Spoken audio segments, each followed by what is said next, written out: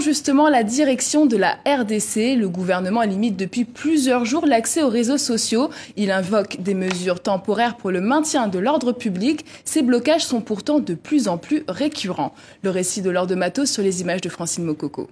Exil Mpiana s'entête depuis plusieurs jours, mais rien à faire. Facebook, Twitter et autres WhatsApp sont difficiles d'accès sur le territoire congolais. Il y a de ces pages que je ne parviens pas à afficher, des vidéos que je ne parviens pas à télécharger, les images n'en parlons même pas par manque de VPN. Certains internautes ont été prévoyants. Ils ont téléchargé et attendent des VPN, ces réseaux virtuels privés qui permettent de contourner la censure. Mais pour les autres, aucune solution.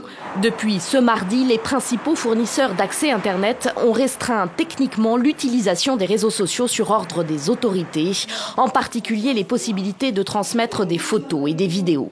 Il peut y avoir, pour des raisons d'État, des décisions comme celle qui a affecté l'Internet. Il y a des questions de sécurité qui se posent, y compris pour l'Internet.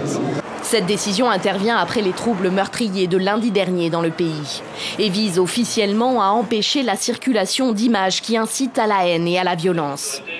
Concrètement, le travail de ces journalistes d'actualité.cd, un média en ligne, est rendu très compliqué. Pour son directeur général, la situation politique actuelle en RDC n'est pas étrangère à ces restrictions.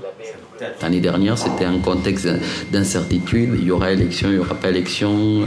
L'opposition va descendre dans la rue ou pas. Il y avait une succession de rendez-vous comme ça. Et les gens étaient incertains. Et cette année, c'est pareil. Et ça ajoute aussi à l'argumentaire des sécurocrates, donc des personnes qui pensent qu'il faut tout verrouiller pour que l'on puisse gérer les pays. Certains militants de la liberté de la presse se demandent même si cette mesure est tout simplement légale. L'accès à l'Internet, c'est un droit constitutionnel garanti par l'article 31 de notre Constitution.